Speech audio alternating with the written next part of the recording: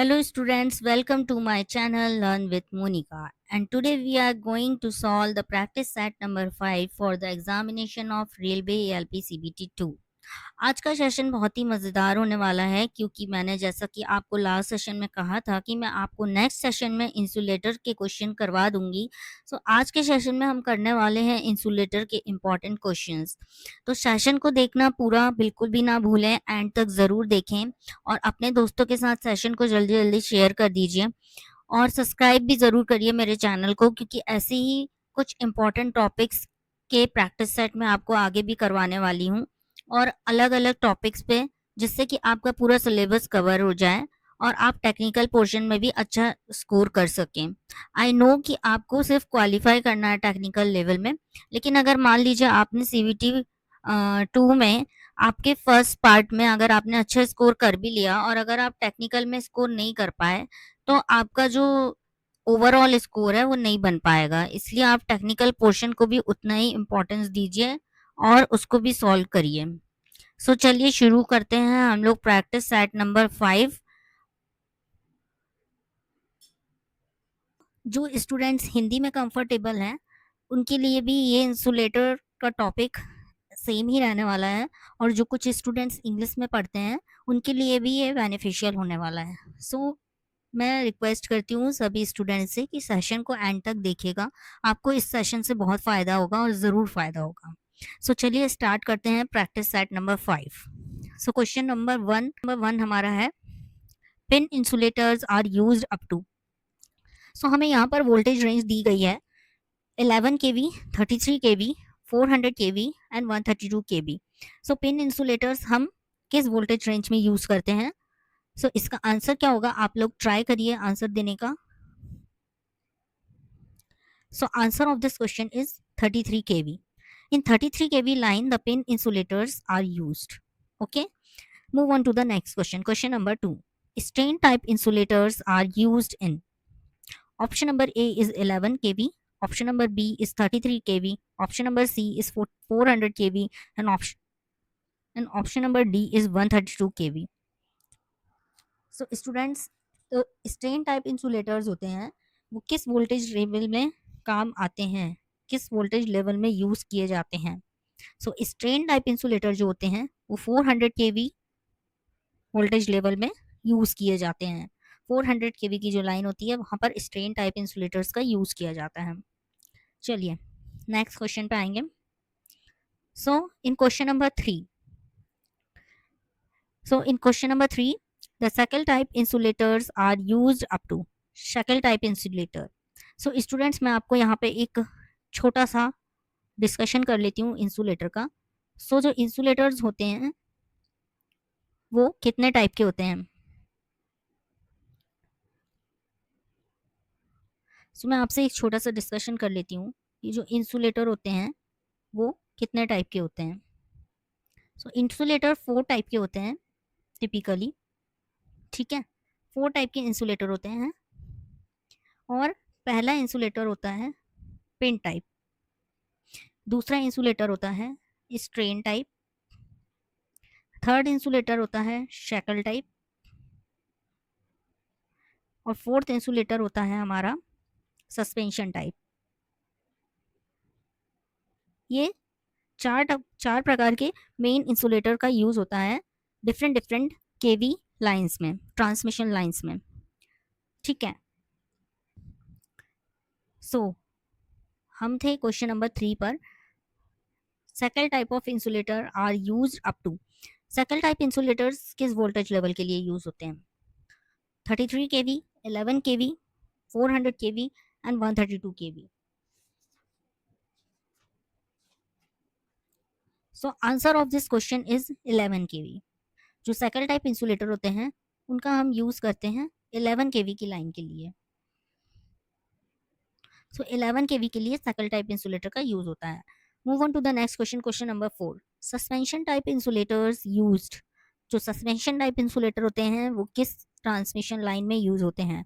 More than 33 kV, 33 kV, 400 kV, 132 kV। So what is the answer of the question number 4, suspension type insulator? So suspension type insulator are used in more than 33 kV line. Means it can be used in 132 kV and 400 kV also.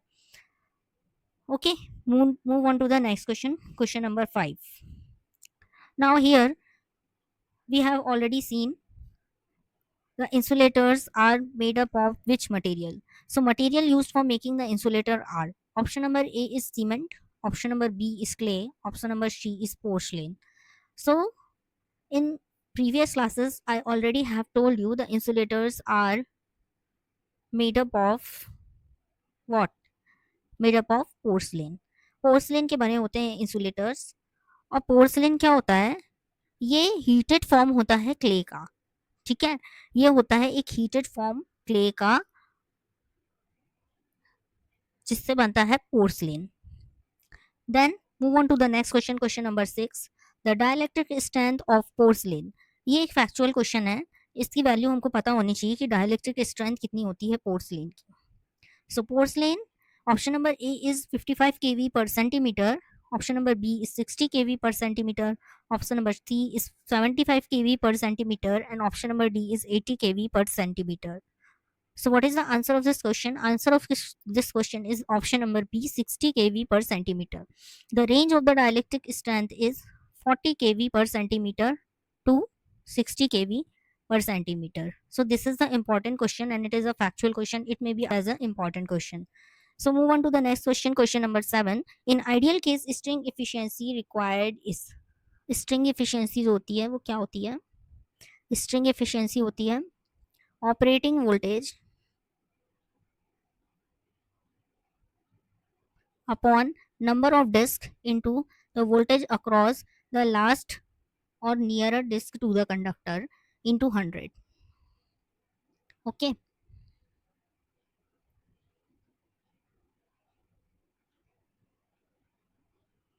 और इस पूरे का into किस में होगा? 100 में. So this is the string efficiency. And in this case, what is the question number 7? In ideal case string efficiency कितनी होनी चाहिए? सो यूनिटी होनी चाहिए, 100% होनी चाहिए, 50% होनी चाहिए. So answer of this question is 100%. 100% होनी चाहिए स्ट्रिंग एफिशिएंसी आइडियल केस में. Move on to the next question. The safety factor in insulator is calculated by. So what is the formula of the safety factor?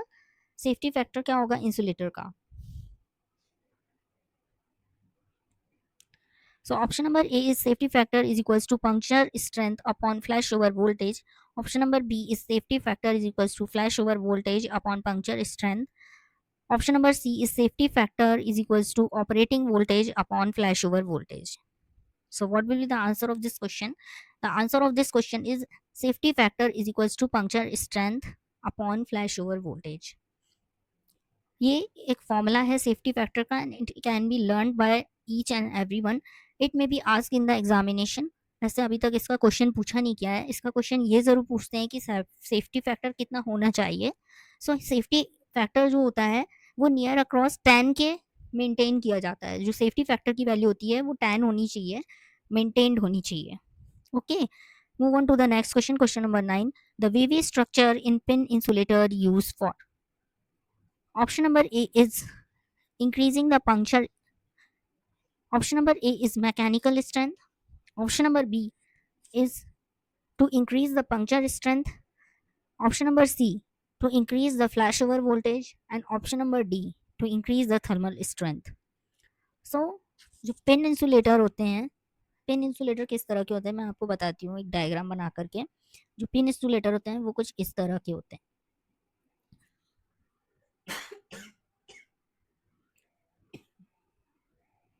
सो ये पूछ रहा है कि जो ये वेवी स्ट्रक्चर होता है वो किस कारण होता है.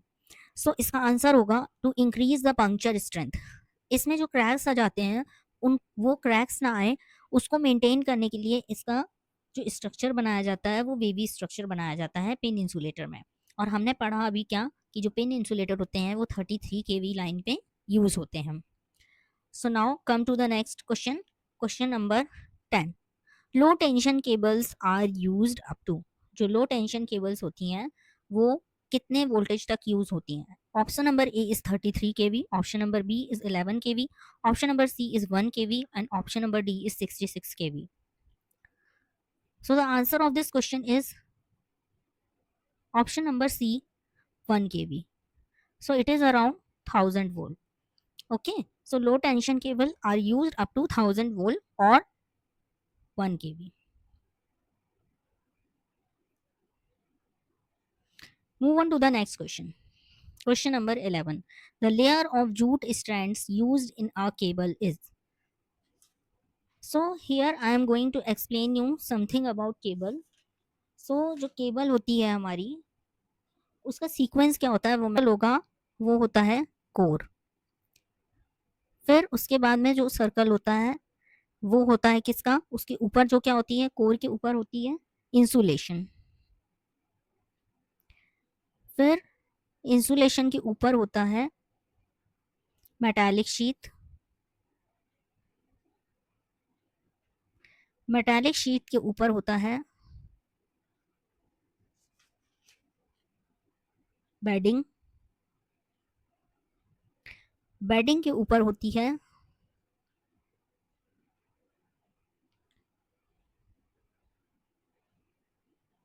बेडिंग के ऊपर होता है आर्मरिंग, और आर्मरिंग के ऊपर होती है serving.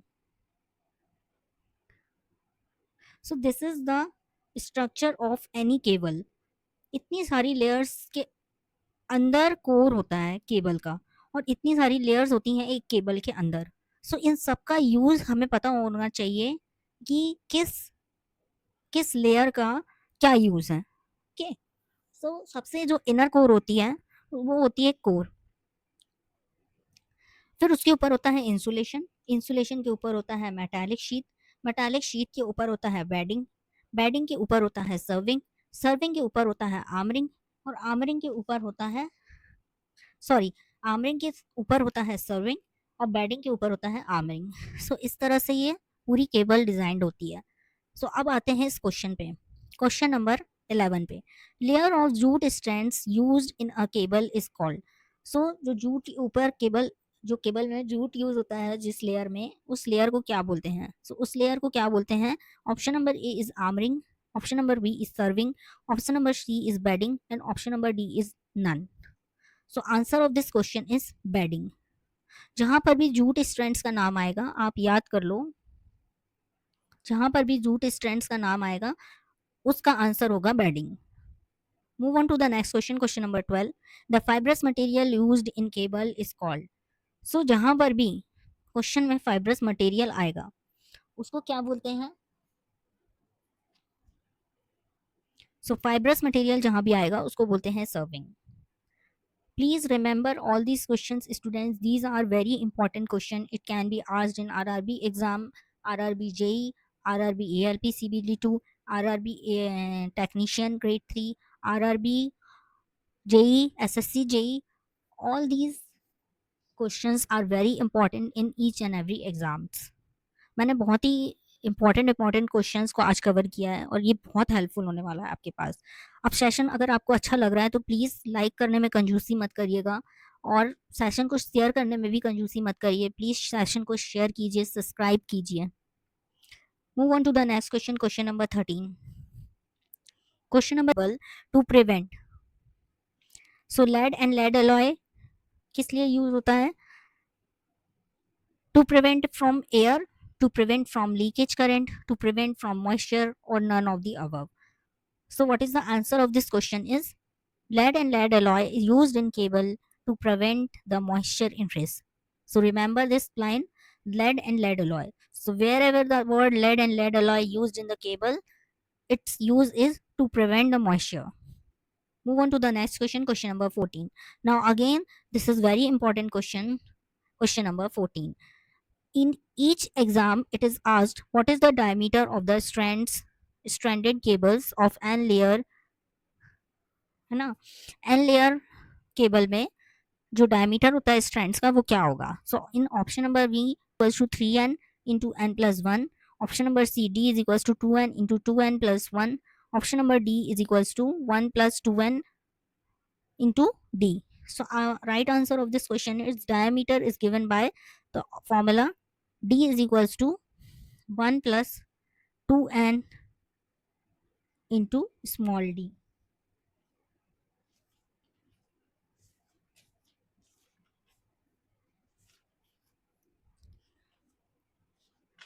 Now move on to the next question. In an layer cable is given by number of conductors का फॉर्मूला क्या होता है? सो इसका फॉर्मूला होता है 1 + 3n into n plus 1.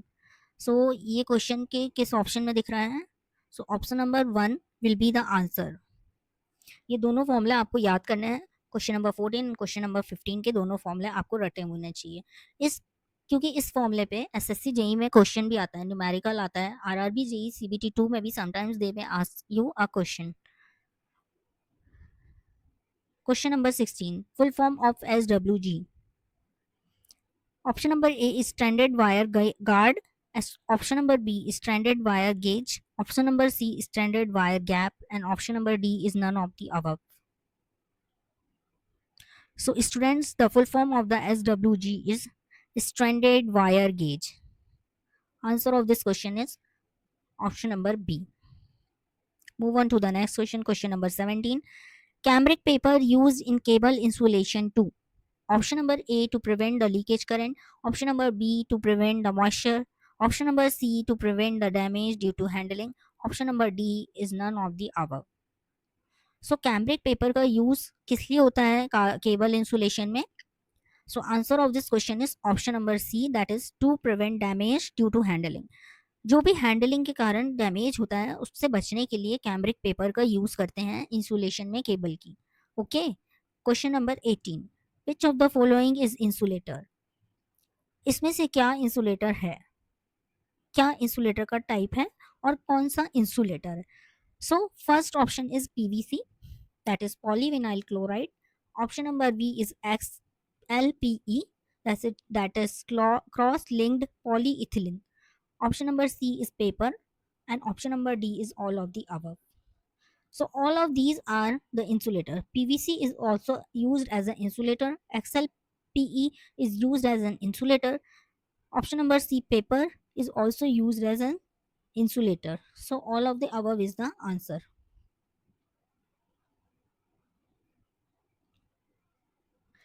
Wedding in cable is done to. Question number 19.